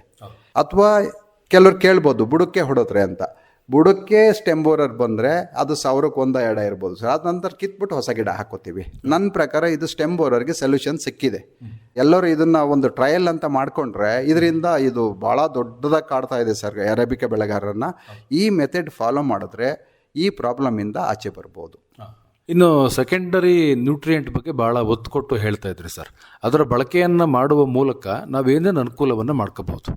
ಈಗ NPK ಈಗ ಏನು ಮೊದಲಿಗಿದೆ, ಅದು ಏನು ಪ್ರಯಾರಿಟಿ ಇದೆ, ಎಷ್ಟು ಅನುಕೂಲ ಇದೆ ಆ ಪ್ರಕಾರನೇ ನಂಬರ್ಲೇ ಬಂದಿದೆ ಸರ್. ಈಗ ಎನ್ನು ಭಾಳ ಮುಖ್ಯ. ಅದಾದಮೇಲೆ ಫಾಸ್ಫರಸ್ಸು ರೂಟ್ಸ್ ಡೆವಲಪ್ ಆಗೋದಕ್ಕೆ ಮತ್ತು ಆ ಬಡ್ಸ್ ಬರೋದಕ್ಕೆ ಮತ್ತೊಂದಷ್ಟು ಬೆಳವಣಿಗೆಗೆ. ಅದಾದಮೇಲೆ ಪೊಟ್ಯಾಶು ಕಾಳು ಕಟ್ಟೋದಕ್ಕೆ, ಗಿಡ ಸದೃಢ ಆಗೋದಕ್ಕೆ, ಸ್ಟೆಮ್ ಗಟ್ಟಿ ಆಗೋದಕ್ಕೆ, ಎಲೆ ಸದೃಢವಾಗೋದಕ್ಕೆ, ಒಂದಷ್ಟು ಬೆಳವಣಿಗೆಗೆ. ಇದಿಷ್ಟು ಪಾತ್ರ ಇದೆ ಅಲ್ವಾ. 4ರ ಪ್ರಯಾರಿಟಿನೇ 4ನೇದೇ ಕ್ಯಾಲ್ಶಿಯಮ್ಮು ಸಸಿ. ಕ್ಯಾಲ್ಶಿಯಮ್ಮು ಅದನ್ನು ಯಾಕೆ ಬಿಟ್ಟು ಇನ್ನು 7-8ನೇದು ಬೋರಾನ್ ಹಾಕ್ತೀವಿ, ಜಿಂಕ್ ಹಾಕ್ತೀವಿ ಅಂತ ಹೇಳ್ತಾರೆ. ಬಟ್ 4ನೇದು ತುಂಬ ಇಂಪಾರ್ಟೆಂಟು. ಪ್ಲ್ಯಾಂಟು ಸದೃಢವಾಗಿರಬೇಕು, ಕಾಳು ಕಟ್ಟಿರೋಂಥ ತೊಟ್ಟು ಉದುರ್ದಂಗೆ ಗಟ್ಟಿಯಾಗಿರಬೇಕು, ಮತ್ತು ಶೆಲ್ ವಾಲ್ ಚೆನ್ನಾಗಿ ಡೆವಲಪ್ ಆಗಬೇಕು ಎಲೆನಲ್ಲಿ ಅಂತ ಅಂದರೆ ಕ್ಯಾಲ್ಶಿಯಮ್ದು ರೋಲು ಬಹಳ ಇದೆ. ಅದು ನಾವು ತಿಳ್ಕೊಂಡು ಮತ್ತು ವಿಜ್ಞಾನಿಗಳ ಜೊತೆ ಚರ್ಚೆ ಮಾಡಿ ಒಂದಷ್ಟು ಸೋರ್ಸ್ಗಳಲ್ಲಿ ಓದಿ ತಿಳ್ಕೊಂಡಾಗ ಅದ್ರ ಮಹತ್ವ ಗೊತ್ತಾಯಿತು. ಅದನ್ನು ಬಳಕೆ ಮಾಡಿದಾಗ ನಮಗೆ ಬಹಳ ರಿಸಲ್ಟ್ ಚೆನ್ನಾಗಿ ಸಿಕ್ತು. ಗಿಡ ತುಂಬ ಸ್ಟ್ರಾಂಗ್ ಆಗಿರುತ್ತೆ, ಈಲ್ಡ್ ಚೆನ್ನಾಗಿ ಬರುತ್ತೆ, ಬೀನ್ಸ್ ಎಲ್ಲ ಚೆನ್ನಾಗಿ ಡೆವಲಪ್ ಆಗುತ್ತೆ. ಅದಾದಮೇಲೆ ಮೆಗ್ನೀಷಿಯಮ್ ಸರ್, ಮೆಗ್ನೀಷಿಯಮ್ದು ಅಷ್ಟೇ ರೋಲ್ ಇದೆ. ಕ್ರಾಪ್ ಡೆವಲಪ್ ಆಗೋದಕ್ಕೆ, ಗಿಡ ಸದೃಢ ಆಗೋದಕ್ಕೆ, ಫೋಟೋಸಿಂಥಸಿಸ್ಗೆ ಎಲ್ಲಕ್ಕೂ ಅನುಕೂಲ ಆಗುತ್ತೆ. ಅದಾದಮೇಲೆ ನಮಗೆ ಸಲ್ಫರು ಬೆಳವಣಿಗೆಗೆ ಭಾಳ ಅಗತ್ಯ ಇದೆ, ಮತ್ತು ಫೋಟೋಸಿಂಥಸಿಸ್ಗೆ ಅದು ಹೆಲ್ಪ್ ಮಾಡುತ್ತೆ. ಮತ್ತು ಎಲ್ಲಕ್ಕಿಂತ ಕಲ್ಲರ್, ನಾವೇನು ಬೆಳಿತೀವಿ ಆ ಕಲ್ಲರ್ನ ಕ್ರಿಯೇಟ್ ಮಾಡೋದಕ್ಕೆ, ಅರೋಮಾ ಆ ಜ್ಯೂಸ್ ಕ್ರಿಯೇಟ್ ಮಾಡೋದಕ್ಕೆ, ಮತ್ತು ಅದರಲ್ಲಿರೋ ಅರೋಮಾ, ಈ ಕಾಫಿನ ಪರಿಮಳ ಬರಬೇಕಂದ್ರೆ ಸಲ್ಫರ್ದು ಭಾಳ ದೊಡ್ಡ ರೋಲ್ ಇದೆ. ಹಾಗಾಗಿ ಅದನ್ನು ನಾವು ಗಮನದಲ್ಲಿಟ್ಕೊಂಡು ಇವನ್ನೆಲ್ಲ ಪೂರೈಕೆ ಮಾಡಿದ್ರೆ ಒಂದು ಕಪ್ಪಿಂಗ್ ಕ್ವಾಲಿಟಿನೂ ಜಾಸ್ತಿ ಆಗಿದೆ. ಯಾವಾಗ ಸೆಕೆಂಡ್ರಿ ನ್ಯೂಟ್ರಿಯೆಂಟ್ ಬಳಕೆ ಮಾಡಿದ್ವಿ ನಾವು, ಕಪ್ಪಿಂಗ್ ರೈಸ್ ಆಗಿದೆ. ಈಗ ನಮ್ಮದು 7 ಬೀನಲ್ಲಿ ನಾವು ಕೆಲವ್ರಿಗೆ ಹೇಳಿದಾಗ ಇದನ್ನು ಕೊಡ್ತಾ ಇದ್ದೀವಿ. ಅವ್ರ ಕಪ್ಪಿಂಗ್ ನಾವು 7 ಬೀನ್ ಪ್ರಾಕ್ಟೀಸ್ ಮಾಡಿದ್ಮೇಲೆ ಕಪ್ಪಿಂಗ್ ಕ್ವಾಲಿಟಿ ರೈಸ್ ಆಗಿದೆ ಸರ್ ಅಂತ ಹೇಳ್ತಾರೆ. ಅದು ಕಾರಣ ಏನಿಲ್ಲ ಸರ್, ಸೆಕೆಂಡರಿ ನ್ಯೂಟ್ರಿಯೆಂಟ್ ಅವ್ರು ಮೊದಲು ಬೆಳೆಸ್ತಾ ಇರಲಿಲ್ಲ, ಈಗ ಅದನ್ನು ಬಳಸ್ತಾ ಇದ್ದಾರೆ. ಇದು ಮುಖ್ಯವಾಗಿ ಕಾರಣ. ಸಂಪೂರ್ಣವಾಗಿ ಒಂದು ಗಿಡ ಬೆಳವಣಿಗೆ ಆಗೋದಕ್ಕೆ, ಸಂಪೂರ್ಣವಾಗಿ ಒಂದು ಕ್ರಾಪು, ಒಂದು ಬೆಳೆ ಪರಿಪೂರ್ಣವಾಗಿ ಬರೋದಕ್ಕೆ ಒಂದು ಸಮಗ್ರವಾಗಿ ನ್ಯೂಟ್ರಿಷನ್ ಮ್ಯಾನೇಜ್ಮೆಂಟ್ ಮಾಡಿದಾಗ ಮಾತ್ರ ಆ ಗುಣಮಟ್ಟ ಆಚೆ ಬರೋದಕ್ಕೆ ಸಾಧ್ಯ. ಸೈಜ್ ಇರ್ಬೋದು, ಆಕಾರ ಇರ್ಬೋದು, ಬಣ್ಣ ಇರ್ಬೋದು, ರುಚಿ ಇರ್ಬೋದು, ಎಲ್ಲವೂ ನ್ಯೂಟ್ರಿಷನ್ ಮ್ಯಾನೇಜ್ಮೆಂಟಲ್ಲೇ ಅಡಗಿದೆ ಅಂತ ನನ್ನ ಪ್ರಕಾರ. ಬಟ್ ಅದನ್ನು ಅರ್ಥ ಮಾಡ್ಕೊಂಡು ಮಾಡು, ಯಾವುದು ಅಧಿಕ ಆಗಬಾರ್ದು, ಜಾಸ್ತಿ ಕೊಟ್ಟರು ತಪ್ಪಾಗುತ್ತೆ. ಅದಕ್ಕೆ ಏನು ಬೇಕು ಅಷ್ಟು ಪೂರೈಕೆ ಮಾಡಲೇಬೇಕು. ಅಂತಿಮವಾಗಿ ಲ್ಯಾಬ್ ಟೆಸ್ಟಲ್ಲಿ ನಮಗೆ ಅದರಲ್ಲಿ ಯಾವುದು ಡಿಫೆಕ್ಟ್ ಕಾಣಬಾರ್ದು, ಅದರಲ್ಲಿ ವಿಷ ಇರಬಾರ್ದು. ಅದನ್ನು ನಾನು ಅರ್ಥ ಮಾಡ್ಕೊಂಡು ಮಾಡ್ತಾ ಇರೋ ಅಂಥದ್ದು ಸರ್. ತಮ್ಮ ಅನುಭವದಲ್ಲಿ ಈ ಮಳೆ ಕೊರತೆ ಆದಂಥ ಸಂದರ್ಭದಲ್ಲಿ ಅಥವಾ ಎಲ್ನಿನೋ ಬಂದಂಥ ಸಂದರ್ಭದಲ್ಲಿ ಈ ಇಳುವರಿ ಜಾಸ್ತಿ ಆಗುತ್ತೆ ಅಂತೇಳಿ ಹೇಳಿದ್ರಿ. ಎಷ್ಟರ ಮಟ್ಟಿಗೆ ಜಾಸ್ತಿ ಆಗುತ್ತದೆ, ಎಷ್ಟು ಪ್ರಮಾಣದಲ್ಲಿ ಜಾಸ್ತಿ ಆಗುತ್ತೆ? ನನ್ನ ಪ್ರಕಾರ ಸರ್ ದೊಡ್ಡ ಮಟ್ಟದಲ್ಲೇ ಚೆನ್ನಾಗಿ ಆಗುತ್ತೆ ಸರ್. ಒಂದು 20-25% ಕ್ರಾಪು, ಅಂದರೆ ಕಂಪೇರ್ ಟು ಲಾನಿನೋ ನಾನು ಹೇಳ್ತಾ ಇರೋದು. ನಮಗೆ ಎಲ್ಲ ಟೈಮಲ್ಲೂ ಹೂವಾದಾಗ ಎಲ್ಲ ಹೇಳ್ತಾರೆ, ಹೂವಾದಾಗ ತುಂಬ ಖುಷಿ ಪಡ್ತಾರೆ, ಫೋಟೋ ಹಾಕತ್ತಾರೆ, ಸ್ಟೇಟಸ್ಗೆ ಹಾಕತ್ತಾರೆ, ನಾವು ಹಾಕತ್ತೀವಿ, ಹೆಮ್ಮೆ ಅದು ನಮಗೆ ಆ ಬ್ಲಾಸಮ್ ನೋಡೋ ಅಂಥದ್ದು. ಸ್ನೇಹಿತರನ್ನ ಪರಿಚಯದವ್ರು ಕರೆದು ಇವತ್ತು ಬ್ಲಾಸಮ್ ಇದೆ ಬನ್ನಿ ನೋಡಿ ಅಂತ ಅಂದರೆ ನಮಗದೊಂದು ಖುಷಿ. ಅದನ್ನೆಲ್ಲ ನೋಡ್ತೀವಿ. ಅದಾದಮೇಲೆ ಈಚು ಕಟ್ತಾ ಇರುತ್ತೆ. ಒಂದಷ್ಟು ನಾವು ಕರೆಕ್ಟಾಗಿ ಅದಕ್ಕೆ ಸಪೋರ್ಟ್ ಮಾಡಿಲ್ಲ ಅಂತ ಅಂದರೆ ಅಲ್ಲಿ ಒಂದಷ್ಟು ಹೂವಿಂದ ಈಚಾಗೋ ಇದರಲ್ಲೇ ಒಂದು 10% ಕಳ್ಕೊತೀವಿ. ಅದಾದಮೇಲೆ ಅಲ್ಲಿಂದ ಡೆವಲಪ್ ಆಗುವಾಗ ಒಂದಷ್ಟು ಕಳ್ಕೊತೀವಿ. ಈ nutrition management, water management, stress management ಎಲ್ಲ ನಾವು ಕರೆಕ್ಟಾಗಿ ನಿಭಾಯಿಸಿದಾಗ ನಮಗೆ ಅಷ್ಟನ್ನು ನಾವು ಉಳಿಸ್ಕೋಬೋದು. ಹಾಗಾಗಿ ನನ್ನ ಪ್ರಕಾರ ಒಂದು 20% ಮಿನಿಮಮ್ ಕ್ರಾಪ್ ಜಾಸ್ತಿ ಆಗುತ್ತೆ. ಯಾವುದೇ ಕಾರಣಕ್ಕೂ ಎಲ್ಲರಿಗೂ ಅಲ್ಲ ಸರ್. ಯಾರು ಒಂದು ಒಳ್ಳೆ ಕೃಷಿ ಮಾಡಿ ಅದನ್ನು ಹೈ ಅಲರ್ಟಲ್ಲಿ ಯಾರು ನೋಡ್ಕೋತಾರೆ, ಅದಕ್ಕೆ ಸಪೋರ್ಟ್ ಮಾಡ್ತಾರೆ, ಕ್ಲೈಮೇಟಿಗೆ ತಕ್ಕನಾಗಿ ನ್ಯೂಟ್ರಿಷನ್ನು, ವಾಟರು ಮತ್ತು ನೆರಳು ಇದೆಲ್ಲ ಏನು ಸಪೋರ್ಟ್ ಮಾಡ್ತಾರೆ ಅಂಥವ್ರಿಗೆ ಮಾತ್ರ ಇದು ಅಪ್ಲೈ ಆಗುತ್ತೆ ಸರ್. ಅಂದರೆ ವಾತಾವರಣ ಮತ್ತು ಹವಾಮಾನ ಏನೇ ಇರಲಿ ಅದಕ್ಕೆ ತಕ್ಕನಾಗಿ ನಾವು ಸ್ಪಂದಿಸಿದಾಗ ಪ್ರಯತ್ನ ಮಾಡಬೇಕು ಮತ್ತು ಸ್ಪಂದಿಸ್ಬೇಕು. ನಾವು ಅದಕ್ಕೆ ತಕ್ಕನಾಗಿ ಸ್ಪಂದಿಸಬೇಕು. ಈಗ ಮಳೆ ಕಡಿಮೆ ಆದಾಗ ಏನು ಮಾಡಬೇಕು ಅದನ್ನು ಮಾಡಬೇಕು, ಮಳೆ ಜಾಸ್ತಿ ಆದಾಗ ಏನು ಮಾಡಬೇಕು ಅದನ್ನು ಮಾಡಬೇಕು.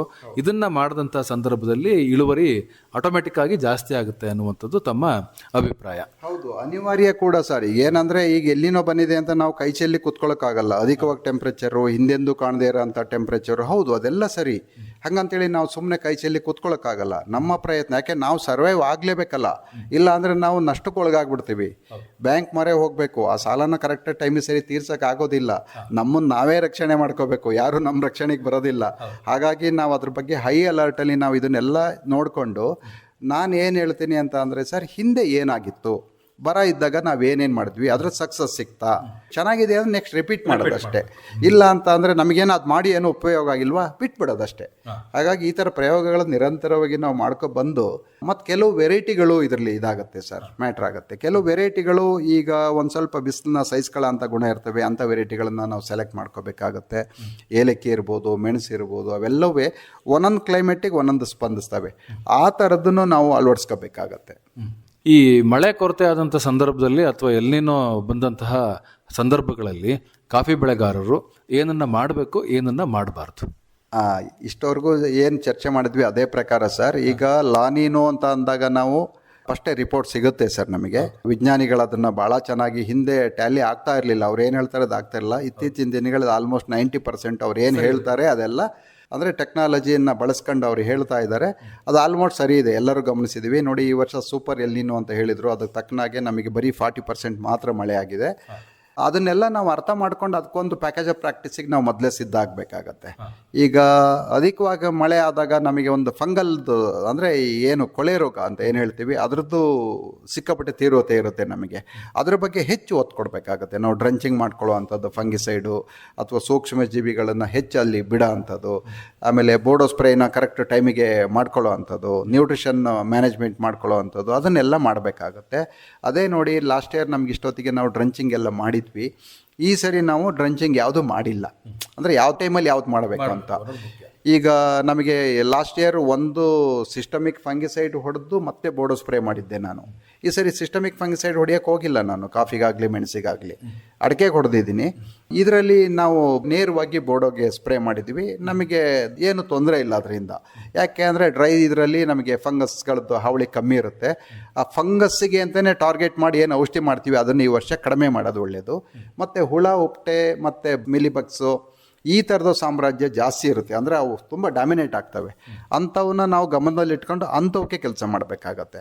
ಉದಾಹರಣೆಗೆ ಈಗ ಮಿಲಿಬಗ್ಗು ಈ ವರ್ಷಕ್ಕಿಂತ ಈ ವರ್ಷ ಜಾಸ್ತಿ ಆಗುತ್ತೆ. ಅದಕ್ಕೆ ನಾವು ಕರೆಕ್ಟಾಗಿ ಒಳ್ಳೆ ಗುಣಮಟ್ಟದ ಔಷಧಿನ ಡ್ರಂಚ್ ಮಾಡಬೇಕಾಗತ್ತೆ. ರೂಟ್ ಝೋನಿಗೆ ಹೋಗಿ ಅವು ಹುಳ ಡ್ಯಾಮೇಜ್ ಮಾಡ್ತವೆ.